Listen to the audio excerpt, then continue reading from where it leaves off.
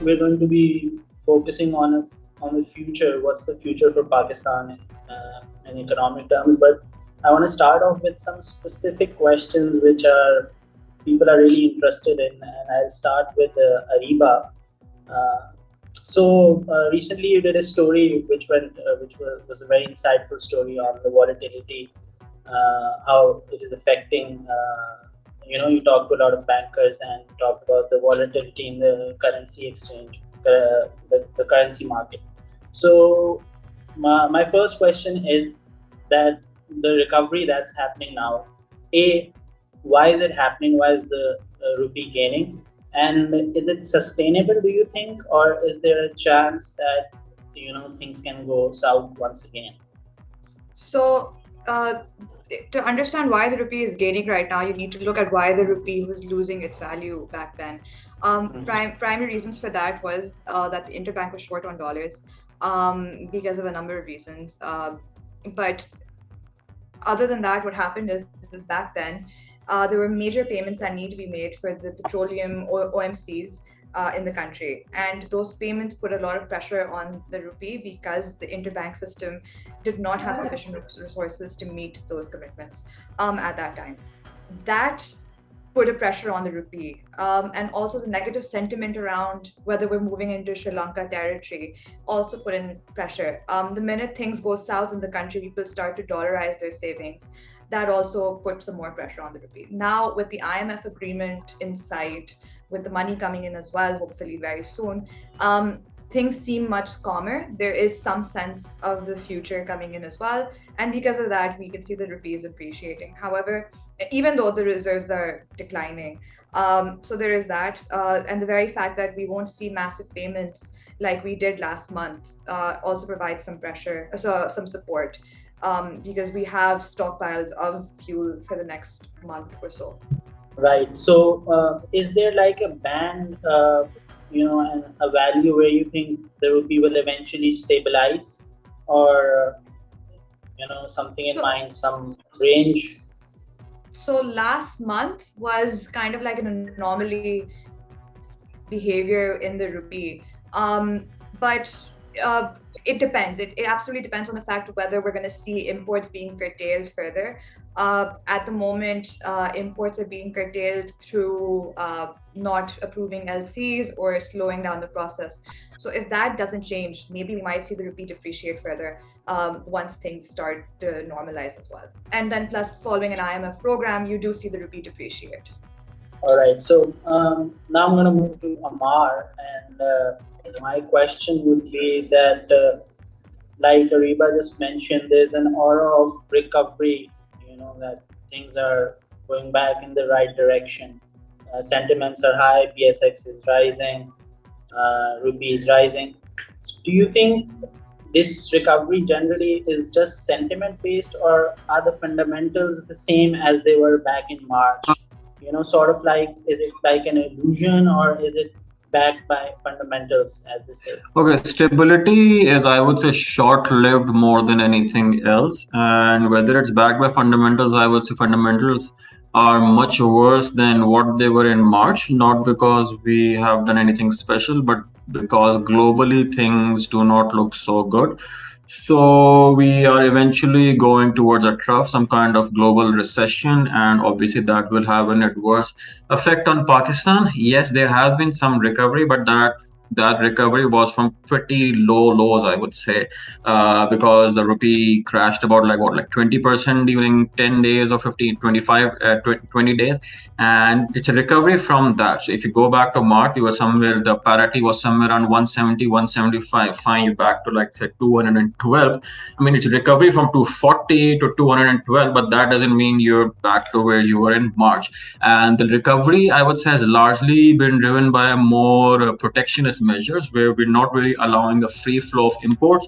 Like on the face of it, you would see imports, there is no ban on imports, but payments are not going through. There is a specific queuing system in place. You get energy first, then you do food, and whatever is left, some quota will be given to whichever industry wants. It's kind of good as well. That ensures some kind of stability. The volatility in exchange rate movement isn't a lot, and but that will also have an adverse effect on growth. So I would say the stability, it will take a few months before we attain macroeconomic stability. Another reason why inflation is going to rip through over the next 6 to 9 months as well. The second round effects of inflation are priced in, and prices of goods are increased further. So yes, we're not out of the woods yet. Stock exchange, I mean, it's a very, very narrow market with only about like a handful of maybe 40 to 50 institutional players just exchanging securities against money one way or another. So it's not really a very, I would say, accurate indicator. But yeah, in purely talking about stability, it will take a while, I would say, till early first quarter of 23 before we see any of that. So Amar, you were saying about the sustainability. Okay, it's not sustainable. Imports, you can't really stop imports for long because a lot of our industry is dependent on imports, and rightfully so. A lot of stuff that we export, we import intermediate goods, basic goods, process it, add value, and then we export. So we cannot stop imports for long. And one of the key conditions of IMF is that, in fact, is that of free trade, which means you can't really arbitrarily stop imports. So this is a stopgap measure till I would say end of August or early September, and then we will see imports start flowing in full flow. What will really help is some kind of reduction in energy prices, but considering how the geopolitical environment is right now, we cannot really count on that either. Oil energy prices may continue to increase as winters come, and we can't really hedge our bets on, let's say, oil prices or other energy prices decreasing. So our import bill is going to increase over the next 6 to 9 months. Right. So, this is to any one of you who wants to answer. So, once imports come back to their original level, isn't there a threat that we might end up in the same situation again? And linking to this again, how did we end up in this situation in the first place? If Uzair, if you can elaborate on this. Yeah, I mean, I'll also build on what Ariba and Amar already talked about, right? There are a couple of additional factors that we need to consider in this 6 to 9 month scenario that Amar laid out. The first one is that, the war in Ukraine is still ongoing. So as winter draws near, as Amar also said, energy volatility might come back, and that vulnerability remains for Pakistan. The second one also is that it's just breaking news right now that the Biden administration is not going to release the $7 billion that were frozen when the Taliban took over Afghanistan a year ago. Now, we don't have a lot of solid numbers to talk about the impact of the reversal of the Afghan trade and the dollar markets on Pakistan, but we do know that there is a premium on the dollar market for trading in Afghanistan from Pakistan. We also do know from official data, for example, that $600 to $700 million in official trade earnings in dollar amounts has been lost since the Taliban took over, right? So that has an impact on the dollar market. It has an impact on Pakistan's own terms of trade, the demand for foreign currency in local markets, in the open market, etc. as well. So I think we need to take that into account as we look towards the future. Now, to your question of why we are where we are and why does Pakistan keep coming back to this point time and time again? Well, the answer is very simple, is that your economy is built on in a fundamental consumption-oriented model, which means that every government that tries to stoke growth does so by boosting consumption spending, which leads to higher imports. Obviously, energy is a bigger and growing component of that mix as well. So that basically means that Pakistan does not earn enough dollars to pay them back, including pay them back for its debt servicing at times. So that's why Saudi Arabia, China, IMF, World Bank, they all need to step in time and time again. And so long as that remains the case, the economy will continue to come back to these crisis points, because the exogenous factors will mean that the vulnerability will be exposed. And so that's where we are right now. And from my point of view, at least, nothing really significantly has changed to say Pakistan is at a stronger footing or headed towards a stronger footing at this point in time. You just explained why we keep coming back to this situation again, and this is not the first time that we're facing such a crisis. I will come to all of you one by one with this. What is a strategy for the future now? We're 75 years old. What should be Pakistan's roadmap for the future so that we do not end up in this kind of a situation here? And touching on both the balance of payment crisis, like you said, we're not earning enough dollars, we're spending more. So how do you stop this cycle, and how do you ensure sustainable growth alongside? So it's a two-pronged question. How do you stop this leakage essentially that's happening and which leads us to this situation in the first place, but at the same time, how do you also ensure sustainable growth? So we'll start with Ariba. Yeah, so for the sake of sustainable growth, it's very important that the country stops politicizing economic decisions. The prices of commodities, for instance, need to be deregulated. They need to be decided based on market forces rather than public sentiment. Things like these are important and essential because essentially as Amar and Uzair have pointed out, that we brought ourselves to this position. And if we look back, the reason why Pakistan went into a crisis was primarily because of one decision, the decision to freeze petrol prices, which was a popularist move. So things like these bring Pakistan towards the brink of crisis from time to time. So again, it's important that political influences should not influence long-term economic decision-making. That could be achieved in a number of ways by making the ministries more robust, regardless of who's minister. But then again, that requires long-term reforms. Same question to you, Amar. Okay, I think sustainable growth, I don't know, what do we even mean by sustainable growth? It's sustainable economic growth, sustainable wealth, so on and so forth. Anyways, why do we keep ending up in a crisis every 3 years, and the frequency of that is increasing and the duration is actually shortening? So it's largely because we are heavily dependent on importing oil. Oil makes about 40 to 50% of our total imports. Whenever oil price increase, we start choking, the whole country starts choking. It's a spillover effect. Now, if you look at the consumption of oil, about 80 to 85% of oil consumption can be directly attributed to transportation. That's basically you and I and everyone else who are driving cars, motorcycles, everything else. We are consuming fuel. The fuel which is being bought in dollars which we're actually borrowing from one party or another. So that is the core issue that really needs to be targeted. If we actually want to solve this issue, we need to reduce our reliance on oil. And how can that be done? That can be done through having strong and robust and growing public transport infrastructure, so that you and I and everyone else, we start moving towards public transportation. And as an example, Ariba mentioned, we froze oil prices. It cost us about 100 billion rupees per month to foot the bill of the oil price, and for 3 months that cost us about 300 billion rupees.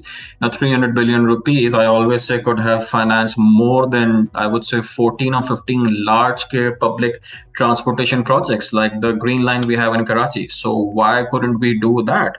Once we do that, suddenly we will see less consumption of oil and more mobility of our population, and eventually higher employment and more income can be generated through that. So again, this is an economic decision, but this is not a popular decision, because as we've seen, whenever one government tries to work on public transportation, suddenly another one comes up and says it's expensive, so on and so forth. I mean, if you're traveling in a car, you can't really understand or appreciate the importance of public transportation. So this kind of stupidity or shamelessness in economic discourse needs to be stopped. Once we tackle the oil problem, again, it's more of a structural issue, but that is something which can be solved in 2 to 3 years. It does not require decades. then we really need to focus, or in parallel, we need to focus on exports, how to increase our exports. Our export base is very, very narrow. We're just doing some textiles and a lot of rice and unprocessed goods. That needs to be expanded. Value needs to be added there. How can that be done? Well, there's a big market out there. You need to incentivize producers to start reaching out to new markets. We're mostly stuck in legacy markets. We're barely looking at other markets or premium markets out there. And then finally, one key thing about sustainable growth is overall productivity. Now, it's very easy to say, oh, you can improve productivity. How do we improve productivity? What the basic metric for improving productivity is your economic output increases per unit of input. It's as simple as that. How do you do that? You work in areas where higher value can be generated, higher value add can be generated. How can that can be done? You need more educated, more skilled workforce, and for that you need to invest heavily in education, primary and secondary education, so that you have a skilled workforce. Right now, what's happening is a quarter of children in this country less than 5 years old are actually malnourished. So a significant number, more than 20%, is actually stunted. So when your future workforce, or when your future work base is actually stunted, you cannot expect them to have some kind of to contribute as knowledge workers. So that is one thing. If we want sustainable growth, that is one thing that we really need to double down on. That's nutrition and education. If you don't focus on nutrition and education, we were going to have much bigger structural issues, which we can't even foresee right now. I just pass it on to Azhar now. Yeah, I'll build on what both Ariba and Amar said, and I would argue that actually, rather than depoliticizing the economy, perhaps a better way, because you cannot ignore politics when it comes to economic decision making, is to insert rational politicization of the economy itself. And I think we need to think about that. Building off of what already was said, just look at how cheap life is in Pakistan. And I wrote this even in my long read for Dawn, that in a country or a society where life is not secure, forget about sustainable development, right? Because individuals are just looking to survive. And in a country where a murderer gets 10 years in prison waiting for trial is not going to be a country where innovation is going to happen. To Amar's point, education is a big issue. Just look at the state of women in Pakistan. 1 in 2 women almost are illiterate. How can a country and its next generation thrive when the mothers of the future cannot read or write? We need to think about that when they're not participating in the labor force. You look at sort of the guarantee of property. Why will people invest in certain things long term in the agricultural sector to modernize it when property rights are not secure? You can put in Amar, myself, and Ariba can come up with an amazing project, but tomorrow some feudal landlord can take away that land and we're stuck in courts for 25 years. Why would we ever make that decision? It's easier to buy a plot of land. Just look at what happened in Beria town. The state itself legalized Israeli-style occupation of land to build a settler colony, and nobody batted an eye. Let's be honest about that. And that ties to the security of contracts, right? The state can give all sorts of incentives, as Amar said, but we also know that the sovereign in Pakistan and individuals and firms in Pakistan don't honor contracts, and they're not held accountable for not honoring contracts. And Amar knows this better than anybody else. When the sovereign does not honor contracts, what do investors do? They ask for guaranteed returns on equity in dollar-denominated terms because they know the sovereign is going to backtrack on its agreements. This is why the IMF, for example, imposed strict prior conditions, and they keep imposing stricter and stricter prior actions because they know the sovereign is not going to be honorable in its agreements, right? So I think there is the necessity in Pakistan to look at the basics and to look introspectively at the fact that in a country where property, life, and contracts are not secure, and are not honored, where they're very cheap to break life, kill somebody, or to dishonor contracts, or to take over somebody else's property, sustainable growth is always going to be a dream because people work on incentives, and when they don't have security, they're not going to invest long-term on things that you and I really care about to move this country forward. Now, I think we've touched upon the future roadmap, but just coming to one current issue that keeps coming up is also our fiscal deficit. When you look at the budget, we're never able to meet our revenue targets. And a very recent measure by the government was removing traders from the tax net, which was heavily criticized as well by a lot of sections. So what can be done to cover this fiscal gap, both in the short term and for the long run? How can we ensure revenue collection, really hits the targets that are required for Pakistan? I mean, it's simple. So industries, manufacturing sector makes up about 12% of the country's GDP and contributes about, I would say, 60% of total taxation. Salary class, more or less the same. Agriculture, wholesale, retail, and other sectors, they make up more than 70% of the GDP and contribute, I would say, less than 10% of taxes. So what's happening is there is massive distortion in who is generating value and who is paying taxes. So again, those people need to be brought into the tax stand. No one in this world likes paying tax. That it's a very I would say ridiculous excuse that people say, oh, we don't like paying taxes. Well, find me a person who likes paying taxes. No one likes to pay tax. But eventually the state literally has like two jobs. One is to raise an army. The second, even that can be privatized. The second is actually to collect taxes. And if you can't really collect taxes, maybe you shouldn't be a state anymore. So you need to collect taxes, you need to broaden the tax base. You cannot simply continue taxing the same tax base over and over again, because that leads to more distortion and that leads to people evading taxes. Now, if I'm a salaried individual, I'm basically stuck, but it simply does not make sense for me to, work in the country anymore. I'd rather go outside and have a better after-tax income. So this means more brain drain for the country. Similarly, if someone is in a manufacturing segment, they are taxed at about 29 to 30%. And what happens is, why should they bother paying 30% when they can simply just, buy a few plots, create residential societies or a commercial tower and pay zero taxes or maybe 2 to 3% in taxes? So the incentive to actually industrialize a country, or the incentive to move towards a more knowledge-oriented value-added structure, is simply does not exist because the taxation structure is broken. So yes, we need to tax anyone and everyone. Everyone needs to pay tax, even if that's 1 rupee. Well, they need to pay that in direct taxes. We have our taxes are largely distortionate in nature. They are indirect, so that creates more problems as well, and that hits the lower strata of the economic strata of the society more heavily than the rich people. So that needs to be fixed too. And then we should look at on the expenditure side. We've got massive bureaucracy. A lot of people who are simply doing nothing. It's time that needs to be rationalized. The government injects about 40 billion rupees to Pakistan Railway every year. We have a pension bill which is greater than 1 trillion rupees every year, both on a federal and provincial level, but somehow that needs to be managed as well.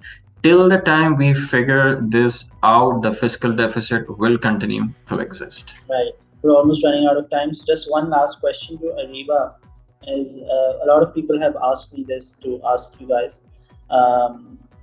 So Pakistan has secured like almost 1.2 billion from IMF, and we're expecting 4 billion from friendly countries.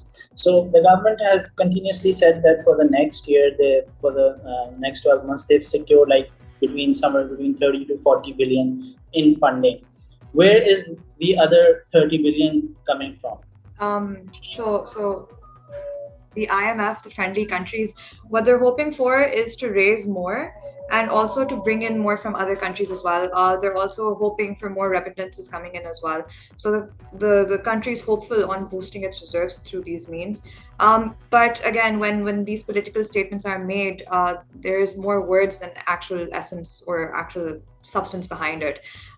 So what you see is what you get. I think that we should focus on what we have at hand right now. And more importantly, looking at the reserves figure itself is misleading. The right number to properly look at is more so of the import cover, which is significantly low. So even if we have more inflows and we start to let imports go the way they did in the past, the import cover is going to significantly decline. Right. Thank you so much, guys, for your time. It was a pleasure talking to you.